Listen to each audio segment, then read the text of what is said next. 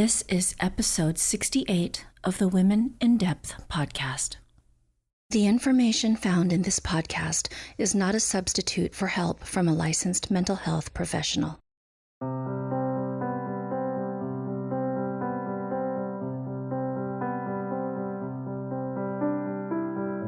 Hi, and welcome back to the podcast.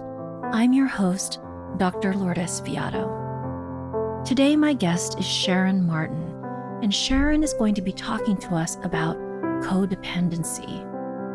Codependency is a word that is thrown around a lot.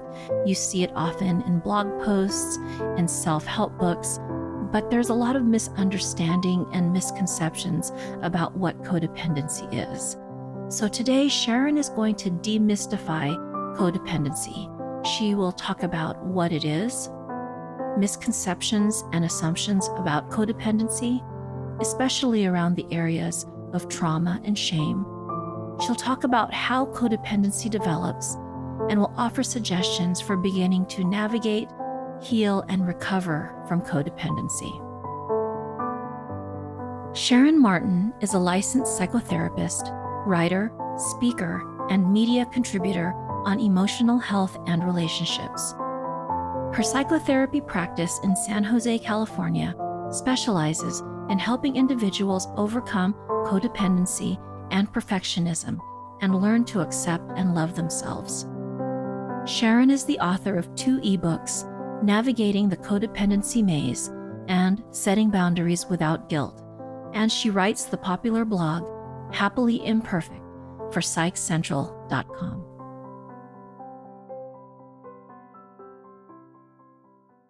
Hi, Sharon, and welcome to the podcast. Thanks, Lourdes. Great to be here. I am excited about our conversation, especially because I think that codependency is something that is pretty prevalent in our daily lives, and many people are not aware of it. And I was very excited that you wrote an ebook on codependency, and it's called Navigating the Codependency Maze, A Path to Freedom and Healthy Love.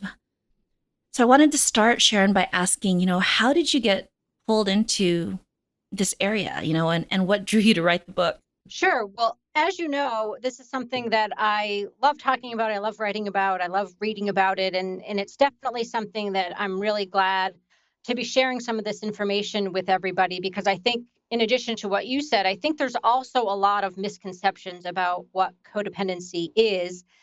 And so that was part of my objective, is to help people to really understand what codependency is all about and to decrease some of the stigma around it.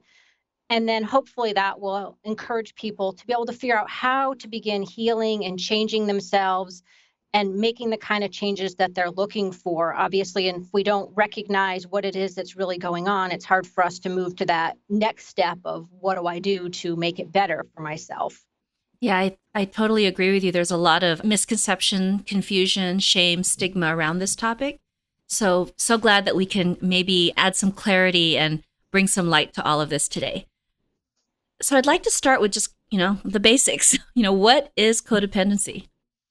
Yeah, I'm going to do my best to explain it. I'm going to tell you it is definitely a complex set of characteristics and traits and behaviors and ways of thinking. And I think that's part of why it's confusing for people. So we started using the word codependency, I think back in the 1970s is when this, started to become a word that was used in the realm of chemical dependency treatment. And, the folks that were helping the addicts in treatment started to recognize that their spouses were also suffering and the family was also suffering. And so it was the beginning of starting to acknowledge, some of that pain that is associated with being in a relationship with somebody who has a problem with substances.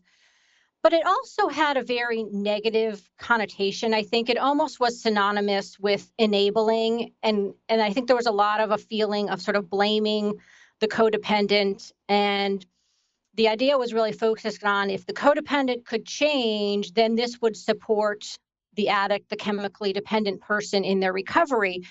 And while there is truth in that, I think now we understand that codependency is so much more than this. And it's really not just about the relationships that the codependent person is in. Those are sort of, sort of symptomatic, and that's where we often see it the most clearly.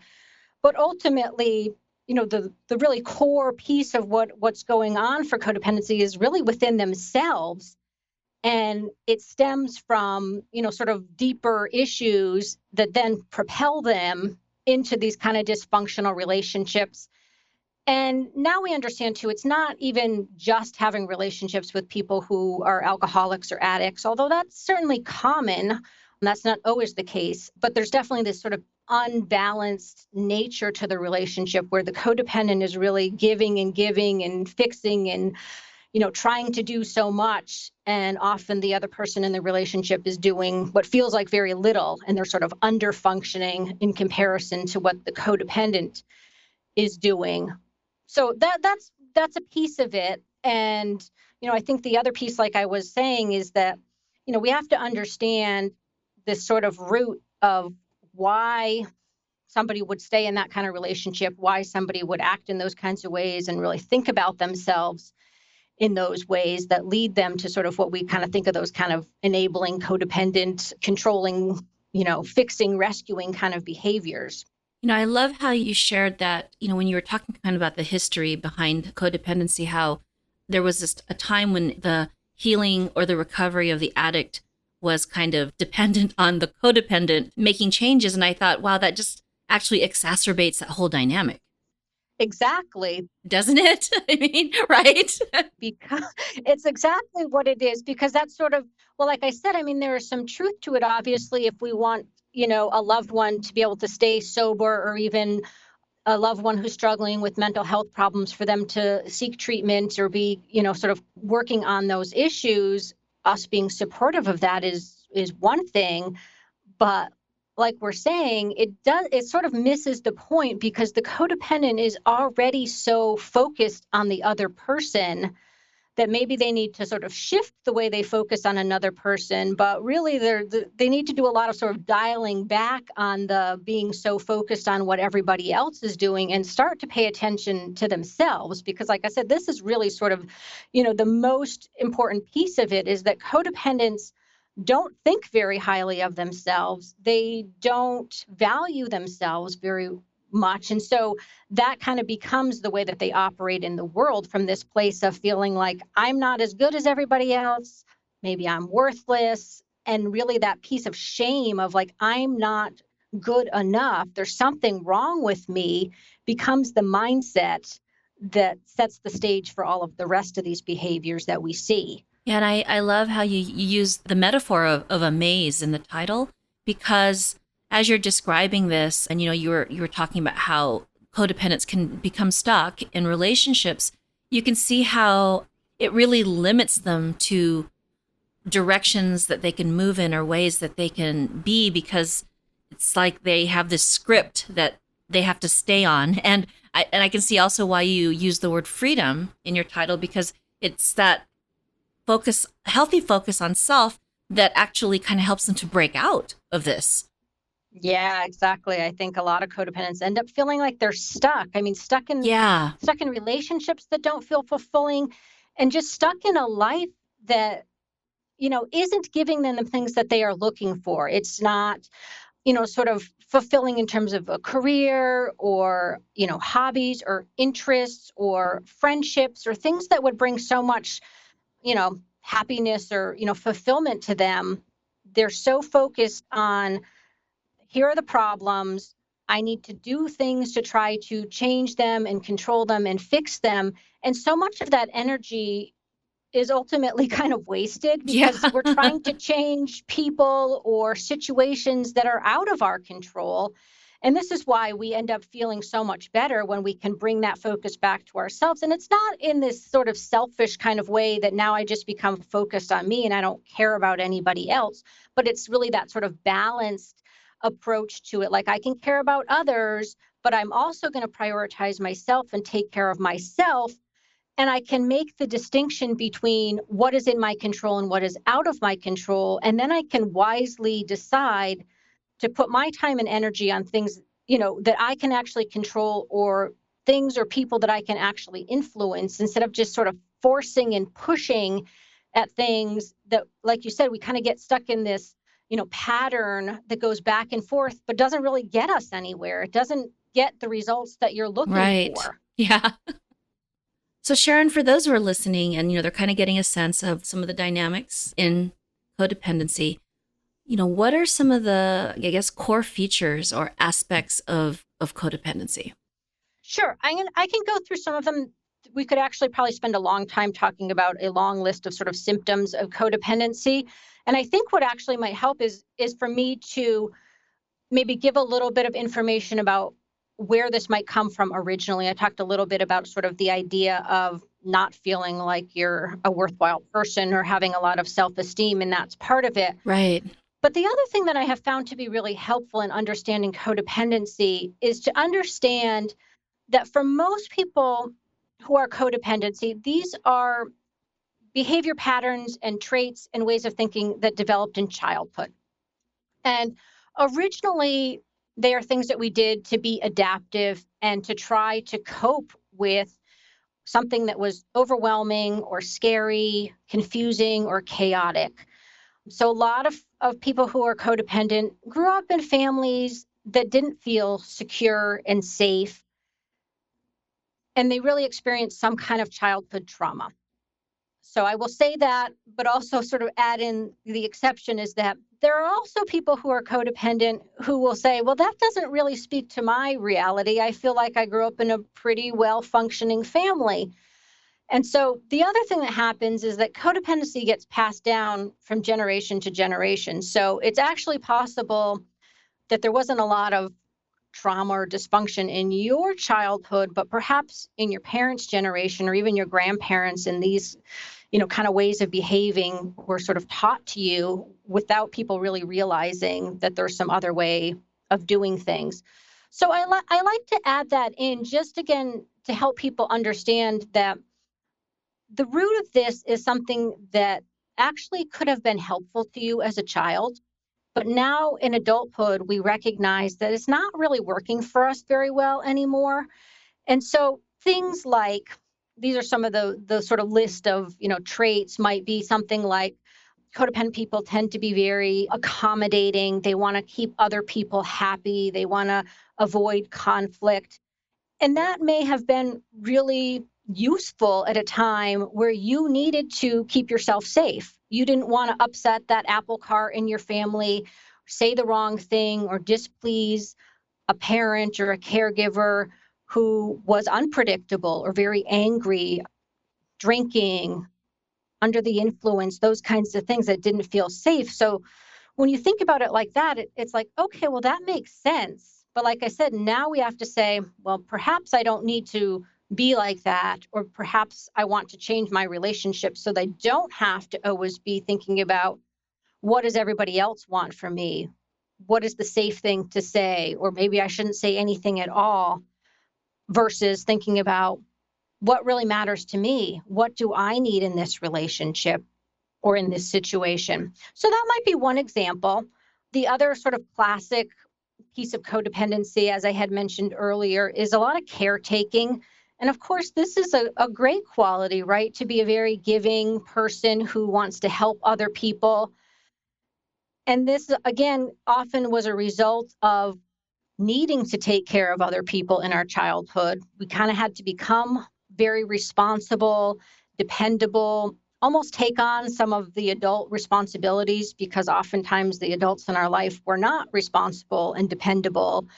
And so we kind of had to pick up that slack, which again, like I said, there's great things about that, but we often take it to that extreme of taking care of other people at our own expense. And that's where it becomes problematic, where we're not taking care of ourselves and we're just doing for other people. And then sometimes the resentment starts to build up and the fatigue starts to build up and we feel really empty and angry about that.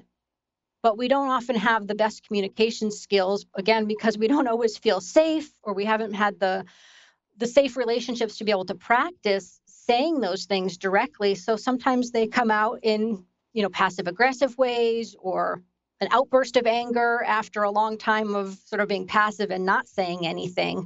So it's almost as if the coping skills that worked really well for you as a child, kept you safe, kept you feeling loved and accepted. It's as if those are the only tools you have in your toolbox, and now you are an adult and you're trying to use these tools more and more and more, and they're not working as effectively, and you also don't have any other tools. And so, this is why they kind of get stuck. And so it's about understanding why this happens and then learning the new skills to move differently. Yes. Yes. And I think these things, they worked somewhat well in childhood. I mean, it's like they developed out of necessity. They were definitely the best coping skills that we could come up with when we were little. Right. Yeah. And I think again, sort of the stuck piece of it ends up being is that we often repeat the same type of relationship in adulthood. So again, we might find ourselves in a marriage or a relationship that feels unsafe, feels unpredictable, feels scary. And so again, we keep using those skills, both like you said, because it's all we know, and because it sort of works. It at Yeah. least, avoids some of the problems, but it doesn't lead us to real happiness and fulfillment. It like I said, we kind of get stuck in this dance of, trying to do things for everybody else, but then feeling angry and resentful and unfulfilled, which of course makes complete sense, because if you're not paying attention to you, you're always focused on what other people need. We all have needs, we all have preferences, we all have goals and dreams, but so much of that has gotten lost for us in our codependency, that a big part of the healing ends up being sort of this rediscovering, or maybe discovering in the first place, who you are Yeah. and what matters to you and what's important to you and what you like on some real basic level, that we almost didn't have the space or the permission to do, from our growing up experience. That was not something that was encouraged. It was almost like, just survive, just get through this experience, and then you move on to the next thing. And there wasn't this opportunity to think about, what do I like? What do I want to do? What matters to me? And so you have to really kind of dig into that and give yourself the opportunity to try some new things, which is scary Yeah. because nobody wants to fail at things or be not good at things, and especially I think maybe the older we get, Right. sometimes that can get even harder, right? To, be trying things for the first time and not know if we're going to be any good at it or if it's going to be any fun or bring us any joy. But that is part of the process, is it's this sort of risky, finding some courage and saying, okay, I'm going to just, I've always wanted to try that. Let me give it a go and see what happens. And that's a piece of how you figure out who you are and what you like. As you're speaking, I'm just reflecting on my own experiences with clients. And I know that, and I'm sure you see this too, Sharon, that moment when they're presented with the question of, what do you like? What matters to you? What do you dislike? And there's this like a stunned silence, like that they don't know. And then, oh my gosh, these are hard questions because they've never reflected on them. And even that process of just beginning to sit with these questions, that explore their values and what matters most, that process is such a big part of it. Also, I over time I've seen that is one of the ones that you really have to move through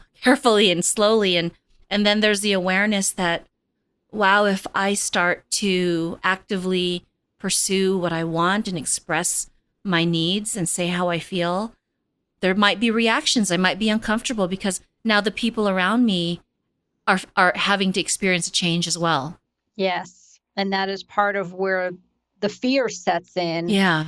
is that recognizing that the changes that you're making and shifting some of your focus is not going to be maybe well accepted by everybody, and certainly not initially. Right, right. I think we also have to remember that any kind of change is a process. And just because you're feeling ready to make the change and you're starting to do that doesn't mean the people around you are aware of what you're thinking or what your goals are. And so sometimes it kind of catches them off guard, that it feels like all of a sudden you're doing something different. You started to say no, or you started to have an opinion about something. Yeah. And they're kind of blindsided by that. Like, where did that come from? We've been together for 20 years and you've always just done everything I wanted you to do.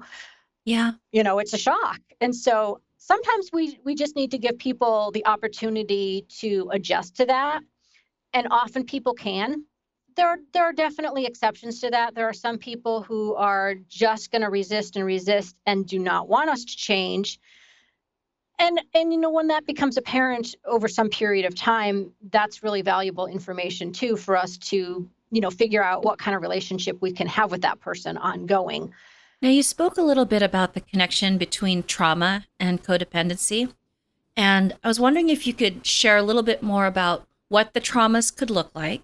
Because I think sometimes when people hear the word trauma, they think it has to be something really significant and big. And of course, there are, the big traumas and little traumas. But I think it might be helpful to hear some examples of what kinds of environments or experiences codependency can kind of take root in.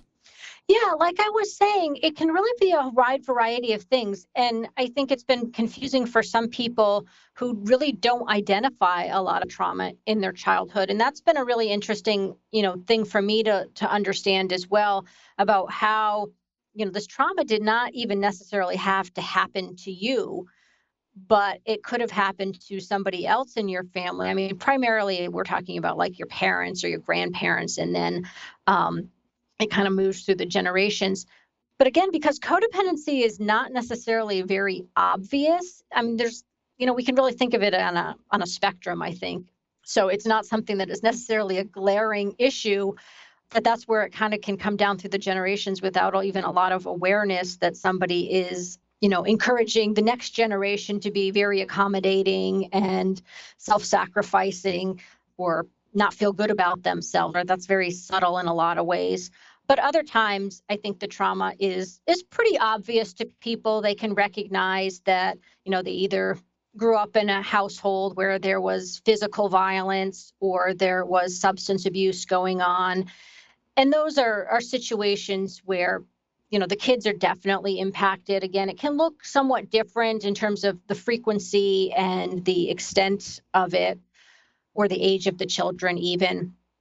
But yeah, I think for the most part, those situations create this sense of really just not being safe and not feeling secure. And that's like one of the most basic needs that kids have, is to feel that they're safe, like physically and emotionally, and that they have parents who, again, are going to provide for them both their physical needs and their emotional needs, that they have somebody who they can count on and who is dependable and is going to take care of them when they're struggling, notice when they're struggling even. And I think a lot of times this trauma can be that the parents are just not even noticing what's happening. They're sometimes so involved in their own problems, could be, like I said, their own addiction, or sometimes it's a parent who could be like severely depressed or have some other mental health problem that's not being treated. And oftentimes those parents just can't be emotionally present for their children. And that's a trauma in and of itself. Again, it's not always the most obvious, but once you start thinking about it and understanding, well, what is it that kids need? And did I have all of those different kinds of needs met? Because often we just think about, well, I had food, I had a place to live, I went to school, sort of those real basic kinds of things. But there are other things that kids need that are equally as important in order for them to feel good about themselves and learn these kinds of healthy coping skills that we're talking about. When you talked about, the subtlety of this and what they didn't get, it made me think of Dr. Janice Webb's work around childhood emotional neglect.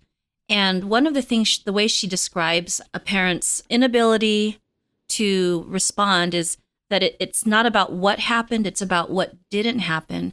And that childhood emotional neglect happens when a parent doesn't respond enough to a child's emotional needs. So she said it's really hard to say I was emotionally neglected because you can't see it. Mm-hmm. You can't put a finger on something that didn't happen. And she talks about the powerful impact of your emotional needs not being, not even being acknowledged, not being met. And I think there are some similarities between the impact she describes and codependency. I think there's a lot of crossover, I think. Yeah, absolutely. I agree with you because I think it's much easier for somebody to recognize, well, my parents were physically abusive to me. They left bruises and I was crying and they used the belt. Like that's pretty, straightforward. Like you can see that, you can feel it. Yeah. Sometimes there are actually physical scars from that. Yeah. But this piece of the emotional neglect and the part that your parents really didn't know how to Right. understand their own feelings, which means they don't have really a great ability to understand your feelings as the child. And like I said, that can be, there are kind of, two different paths that maybe that can look like. I mean, one is where they're just so, focused on, or distracted by something else that's going on, some other problem in the family or within themselves. And in addition to that, that other piece of like, they just don't have the experience themselves. Like, probably their parents never modeled and taught them that it is valuable and important to notice your own feelings. And then you can take that, the next step is then, well, then I can try to ask my children about how they're feeling and I can be interested about how they're feeling because that, our feelings give us all of this information into what it is that we need in order to move forward in the world, right? I mean, the Yeah. feelings are information, and I think that's what gets lost when we block them off or we numb them out. We do things to not have to feel things. And again, I mean, with codependency, that can be part of it, but the other thing that we do as codependents is we focus on what is somebody else's feeling, and that becomes my feeling. It's as if if my husband comes home and he's angry, then I sort of take that on and I kind of feel angry instead of actually going, well, how do I really feel? Maybe I have a different set of feelings about this and I don't have to feel the same way that other people feel. Yeah, absolutely. I always love to think of feelings as our internal GPS system that doesn't fail and that every feeling has a message for us. And it's just sometimes hard to hear those messages because of what those messages might mean? Yeah, and some feelings are uncomfortable, of course. I mean, Yeah. especially for folks who are not well practiced at it. And I think that's the other thing is to think about all of these as skills that we can learn. It doesn't mean that, feeling sadness or anger eventually, sort of are no longer uncomfortable, but they become more manageable, I think. We end up feeling more confident in our ability to, feel those feelings, tolerate them, and know what to do with them. Yeah, and and going back to what you were saying too about the subtlety, I think that one of the scenarios that I see clients struggle with the most is when they lived in a house where, like you said, they had everything they needed, they had clothes, parents were working hard, and there's really nothing negative. And there's this idea that my parents did the best that they could. They worked really hard for me, and then there's like this guilt, which I know is part that feeds into the codependency Mm-hmm. of being critical of the environment they grew up in. Yeah, absolutely. I mean, it's really hard. Part of what happens too is that, I mean, if you think about this child that you were describing who's now an adult, and, perhaps their parents grew up in a family where there was alcoholism or mental health problems or something like that. Often the kids coming out of that experience have this strong desire to be a different kind of parent, to create a different kind of life and childhood experience for their children. And often they accomplish that in the sense that they do create this nice life.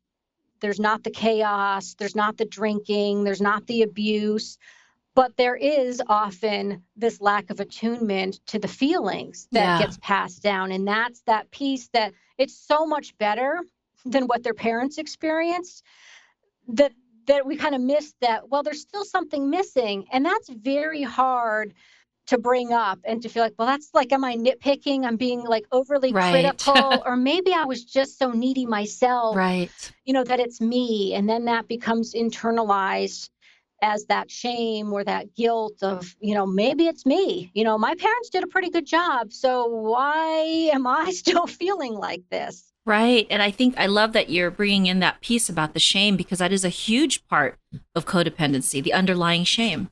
Yeah, it's really, I think, the root of the whole thing is that we got that message either directly or indirectly that there's something wrong with you and that you're not as good as everybody else, right? Sometimes that was, the direct message, the words that, a very critical parent might have said to you, or being physically abused absolutely gives you that same message that you're wrong, there's something bad about you. Or it's like we've been talking about, the message is hidden in the lack of emotional caretaking that wasn't there for you, gives you that message that maybe I don't really matter. Yeah. Right. And that again brings you back to that place of, well, if I don't matter, that must be because there's something wrong with me. Yeah.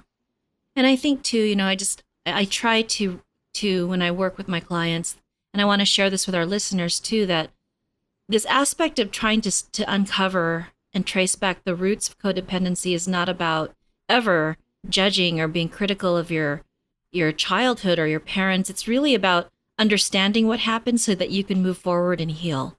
Yeah, that's really helpful because it doesn't really do us any good to try to place blame on other people Right.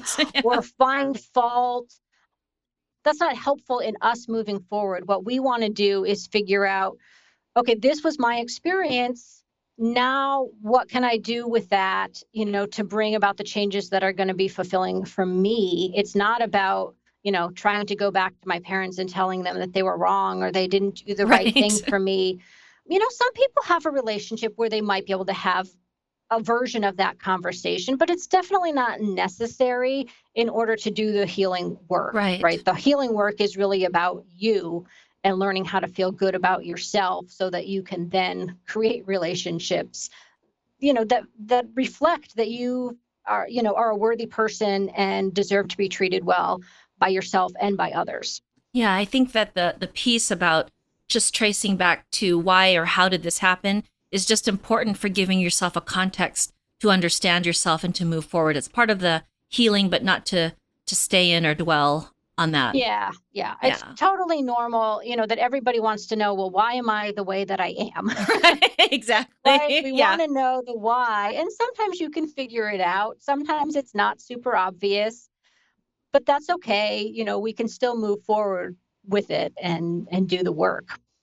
So Sharon, one of the things I wanted to be sure we touched on today is another aspect of codependency. And you mentioned this before when you were on the podcast before, and it was about the connection that can happen between perfectionism and control and codependency. So could you speak to that a little bit? Sure. What ends up happening is that when we don't feel good about ourselves, right? Going back to this piece about shame that we were just talking about, when we don't feel like we are worthy and as good as everybody else, what we end up doing is getting into this mode of feeling like we need to prove our worth. And one of the ways that we do this is going to this extreme of trying to be perfect. And this is very common among codependents and folks that grew up with, sort of these chaotic families where they were not given this, ability to feel good about themselves. And because the environment felt really chaotic and scary, we want to try to control it and feel like we have some control over our environment and over ourselves, right? So the perfectionism can definitely be a controlling version of like trying to control myself. I can control what I'm eating, I can control what I'm wearing, what I'm doing, and the way I'm performing in the world. And that becomes a way of us feeling good about ourselves, right? If I can achieve a certain thing, then I might feel good. The problem with perfectionism is that it is never enough, is that even, once you get the top promotion in your company, you thought that would make you feel good about yourself and like you were as smart or, productive or worthwhile as somebody else. But it doesn't really work because we always just feel like there's something more that I should be doing. There's something else that I should be achieving. And so we're just sort of chasing this perfection and we're chasing more achievement, thinking that that is the solution to us feeling good about ourselves. And we do that as an adult. And it started out in school when we were kids. I want to be the perfect student or the perfect athlete, and thinking, oh, maybe, just maybe, my parents will pay attention to me and notice me and give me some good emotional stuff. Or the alternative is I'll be so perfect and so good that they can't criticize me, or they won't be able to say anything negative or abuse me. Sort of like, this will be my salvation, is I can just be so good.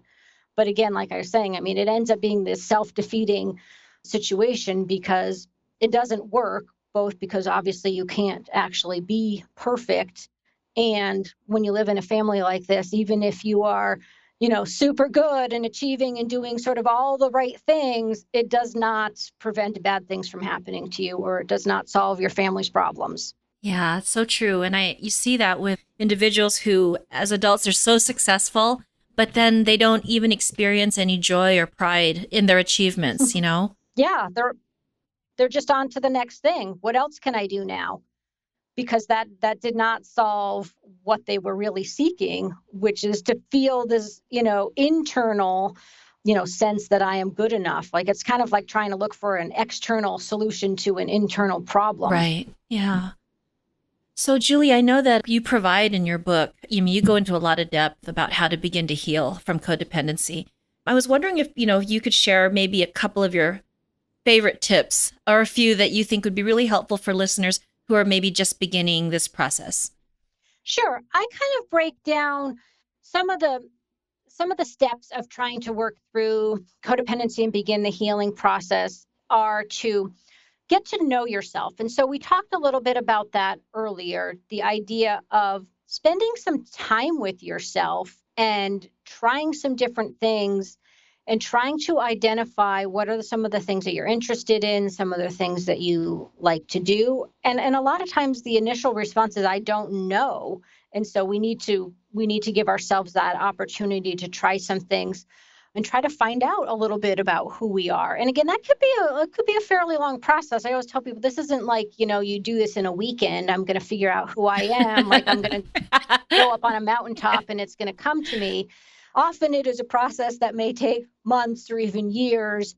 And again, this is true for all of us, is that we're always changing and we're always learning new things about ourselves. So I think, maybe one of the most important things is actually just trying to slow ourselves down so that we can notice and ask ourselves those questions throughout our day, throughout our week, so that there actually is this intentional space for, let me ask myself how I'm feeling. Let me ask myself what I want. What do I need in this moment? And that starts that process of acknowledging that this is important, that you matter, that your feelings, that your needs are just as important as everybody else's. And that is that start of, well, once I recognize what it is that I need or want, I can start to give it to myself. And then from there, we can also learn to ask other people to give us some of the things that we need and want. But we have to really be able to do a lot of that for ourselves. So that's part of it, is getting to know who you are. And then the other thing I think is really trying to, I call it love yourself, but you can think of it as like yourself, or enjoy yourself, but respect yourself, whatever you kind of want to use as a variation of that.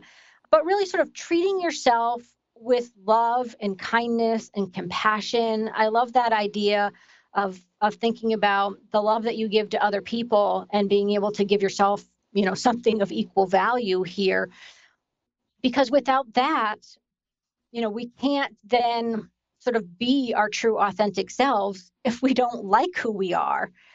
So those are sort of the pieces that I think of it as, like, you have to know who you are, you have to like or love yourself, and then you can be who you are. Sort of putting it into practice in the world is doing some of those things different, like we were talking about. It might mean stating your opinion, even if it's different than somebody else's, or asking for something that you need, or giving yourself rest when you notice that you're tired. Those are true to who you are, and that makes you an authentic person as you go about your life and your relationships. Sharon, what are your favorite tools or resources for those who are wanting to heal or recover from codependency? Well, I have lots of resources on my website. So I know you had mentioned the ebook that I have. I also write a blog on Psych Central. It's called Happily Imperfect. And so every week there's a new blog post. And I would say the vast majority of them are specifically about codependency, or if not, they are on something related to it. And then I also have a resource library where I've accumulated a lot of worksheets and journaling prompts and some meditations and videos and a whole variety of things that I have been putting together. So that's something that people are welcome to access. I've also got some other lists of additional books that I love. There's lots of fantastic books that people can get about codependency. So there's actually a lot of resources out there that are really great for people. I, of course, being a therapist, I'm a strong proponent of people, getting some professional help if that's something that they are interested and able to do. I think it will propel you along this path in a very supportive way and kind of help you move along more quickly. There are also wonderful support groups. There are 12-step groups, Al-Anon and Codependence Anonymous, which again, I think help a lot of people. There are in-person groups, there are online groups so that people can access those, even if they have trouble getting out or there's not one immediately in their community, that can provide people with a lot of support and just the sense that you're not alone in this, because that's often, one of those pieces that's part of the stigma and part of what holds us back is the shame and the feeling like I'm the only one and nobody else is going to understand what I'm talking about. And when you go to some of those groups, that's one of the most powerful things, is to go, I am not the only one. There are other people who are struggling with this and totally get how I'm feeling and that stuckness that I am in. And Sharon, what is the best way for the audience to get in touch with you and to learn more about your work? Sure. My website is livewellwithsharonmartin.com. It's a little bit of a mouthful, but it's pretty straightforward. I love it. Sharon, thank you so much for spending time with me today and having this illuminating conversation about codependency. I feel like we achieved our goals of destigmatizing it and helping people understand more of the dynamics that go into developing codependency so that you're able to look at this not with shame, but with compassion and move forward. Yeah, thank you so much.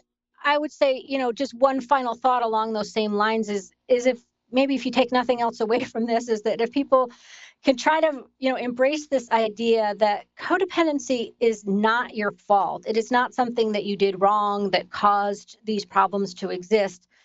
But on the other hand, you are the only person that can change this. And so it's not something that is, we're not trying to blame you, for doing something wrong. But at the same time, it's both, maybe a little intimidating, but also very empowering to go, you can change yourself, and that will ultimately change everything.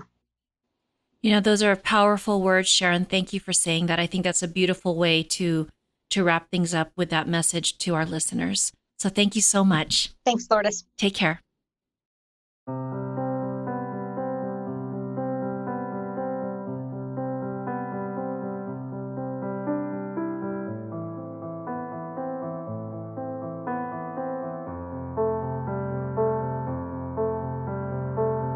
I hope you enjoyed today's conversation with Sharon.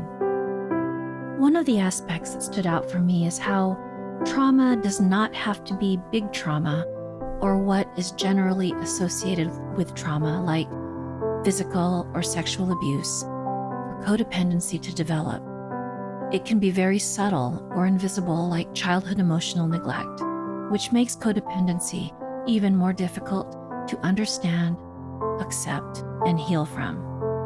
It also stood out for me that perfectionism and control have a lot of connections to codependency, and that self-love and self-knowledge are significant in the process of healing from codependency. For show notes to today's episode and links to the resources mentioned, including Sharon's free resource library, which includes lots of tools for codependency recovery, worksheets, meditations, journaling prompts, videos, and more, please visit www.lourdesviato.com/women-in-depth. And if you enjoyed today's episode, please subscribe on iTunes or share with a friend. Again, thank you so much for listening, and see you next time.